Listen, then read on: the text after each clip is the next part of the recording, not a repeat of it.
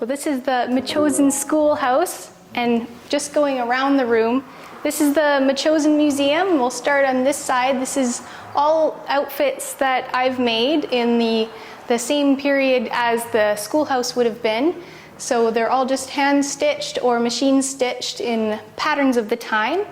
And we have some little doll cards as well that someone's donated to us with little bisque dolls on them that are 18th and early 19th century dolls.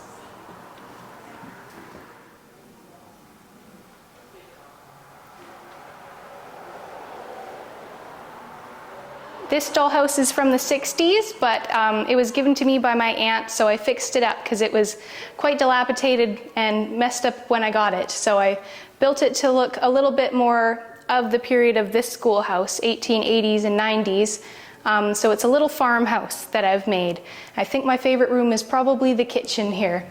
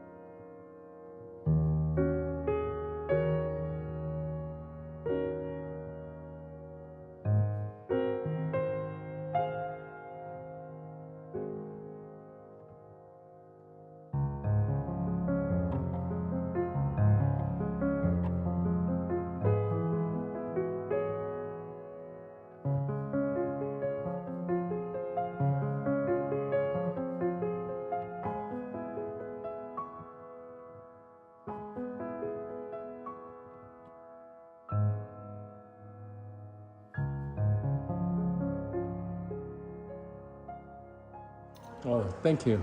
Wow. And then moving on, we also have a doll that's on loan to us that's a little bride doll from the late 1800s, I think 1904.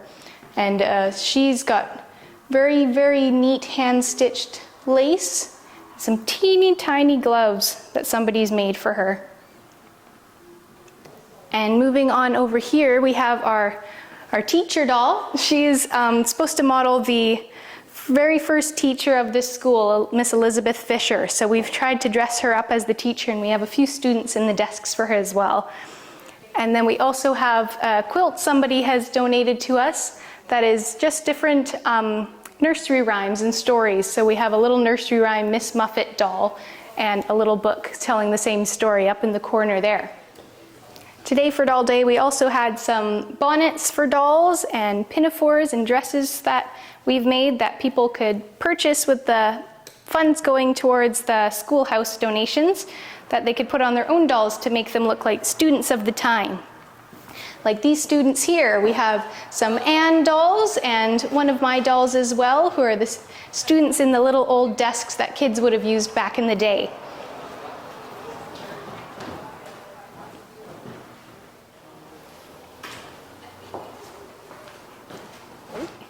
Here we have some of our older dolls. These are some 1900s and 1910s, 1930s baby dolls that were donated to us and put on loan for today.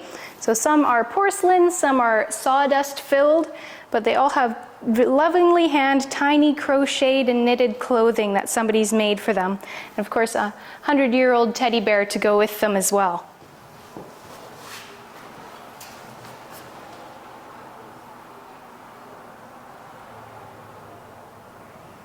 And then up here, this is one of our oldest dolls.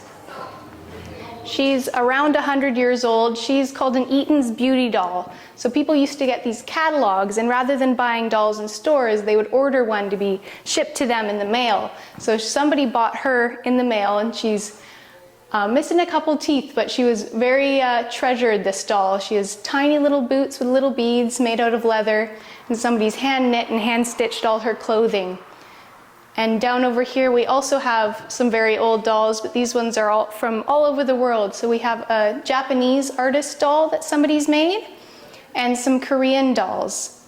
These ones were picked up by a man who was on leave during the war in Korea, and he bought them for his daughter, and he gave them to her, and she's kept them ever since.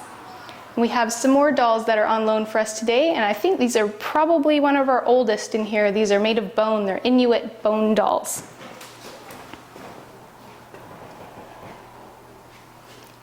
And last but not least, this is the doll that started Doll Day. She is believed to be from Sarah Helgeson, which was one of the first students of this schoolhouse in Metchosin. And she was given to us by her, one of her great nieces. And she's a very old doll with a porcelain head, and the rest of her is made of leather and stuffed. And she has teeny tiny stitches holding her together in her boots and her dress. And someone else has gotten this very similar aged little tiny boy doll as well.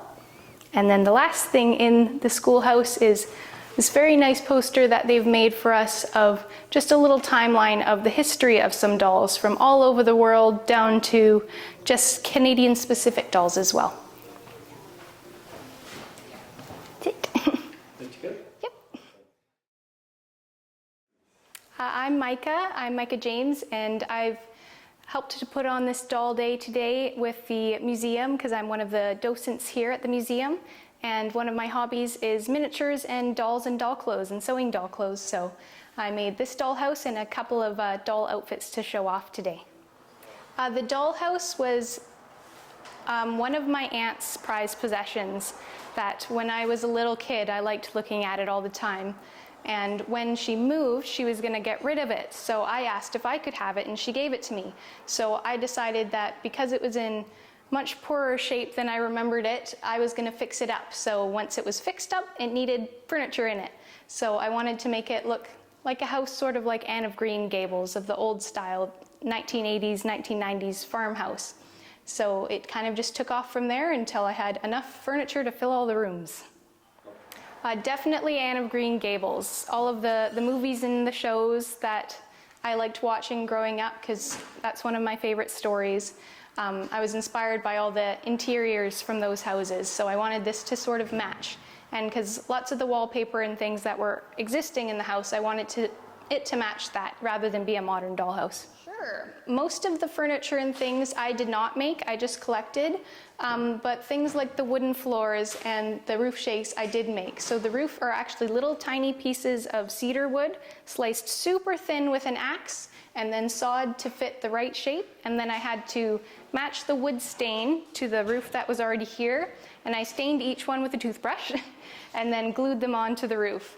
And the floors similarly were cut out of little tongue depressors or pieces of wood, and all glued down to a piece of paper that fit the floor, and then stained as well with a toothbrush, and all inserted so that they all matched perfectly. Mostly wood, paint, and glue. It took a long time. I got the dollhouse in 2020 and started working on it that summer. I probably didn't finish it until last year, so at least 3 years, but it was sort of a spaced out hobby. Each floor was probably, 15 hours of work, just spaced out, cutting each popsicle stick, then staining it and measuring and gluing it all together. So it took a long time. Almost 3 years. Yeah. The most challenging part, probably the kitchen floor. All of these are individual little pieces of wood that I found, and I colored every other one to look like tile. But I ran out of those pieces of wood halfway through the floor, so I had to start cutting them by hand out of popsicle sticks, and then gluing them to paper and painting them by hand again. So that was definitely more tricky than I imagined, but I liked how it turned out. I watched a lot of TV while I was making the floors, taking those hundreds of hours to cut things, so a lot of different memories are mixed in with this, but probably my most memorable is my cat kept trying to climb into the dollhouse. When one of the windows was missing, she came through the porch into the living room and started knocking furniture over. So that was very memorable. She just wanted to be part of the process. Not really, other than just trying to reflect on a time gone by in a point in history that there are some houses that still look like this, but not often anymore. The most modern thing in here is probably the battery-operated electrical lights, but everything else, from the wood stove to the big clawfoot bathtub, it's supposed to be things we're not as familiar with anymore in our modern world. I don't have many miniatures that are on this scale, but I've done some kits and lots of miniature kits, and I'm working on another dollhouse that's about half this size for my niece. That's the one she can play with when she's at my house because she really likes this dollhouse. Okay. So making one for her. In this, it's just a hobby for now, so I just do this when I have the time. Same with the sewing. I'm not really sure where it'll take me, but I'm doing history in school, so it's kind of a fun hands-on thing to have alongside the book learning. I think hands-on is really important. That's why things like this museum, the doll clothes for yourself, and miniatures are really important in history for one, but just education in general, of getting to know a time you're not so familiar with by being able to touch, feel, smell, and hear what it would have been like rather than just reading about something in a book. Not really, just cozy farmhouse, I guess. Somewhere I'd like to live. I think it'll be available to see tomorrow. I think we've decided that it'll still be up for another day, but then it's going home. Maybe just that it's not that hard to make it yourself. Things take time, but all the miniatures and things I have found used secondhand from people getting rid of them, and you can do something on a smaller scale like this for yourself if you want to. Okay, thank you. Thank you. Thanks so much.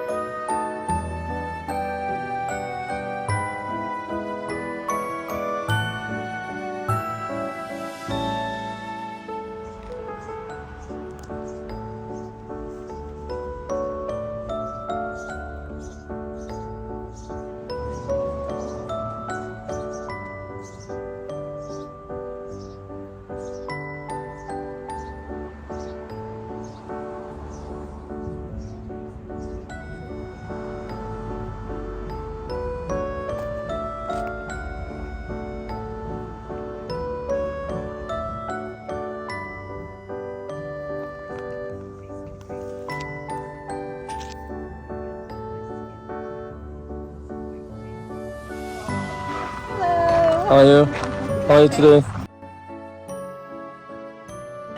What event is today? It's called Doll Day. Doll Day. Doll Day. All Oh. things dolls we're celebrating. Once a year? Well, this is our very first. So if it Oh, goes first well, time. first time. Oh, Doll Day. Doll Day. Doll Day. Okay. Well, welcome. Okay, what's your name? Deborah. Devon. Okay. I'm Dorothy. I'm Dorothy. looking after the food table. Yeah. And Oh. that's Lynn. Wow. And you're welcome to come inside too.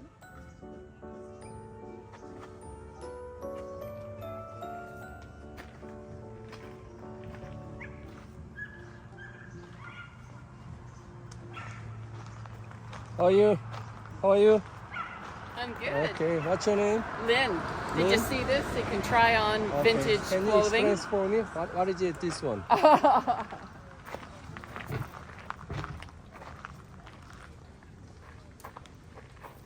Oh, beauty. Is it used one? This is for, like someone made it to Oh, look like someone made it. Oh, Yeah. new one. to made to look old. Oh, wow. Nice. Haha. So you can try them on, get a picture. Yeah.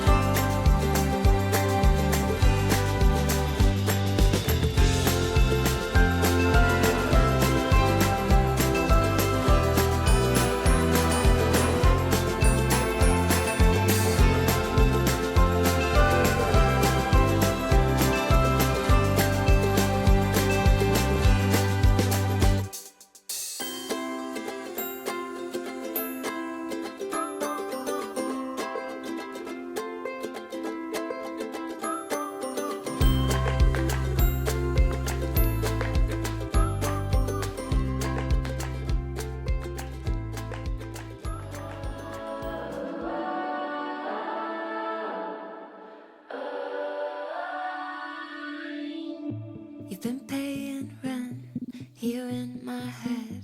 Tried to fight it off, tried to hold my breath. I keep holding back, trying not to crash right into you. But you look at me like you know something I don't. It's almost like you see where this thing's gonna go.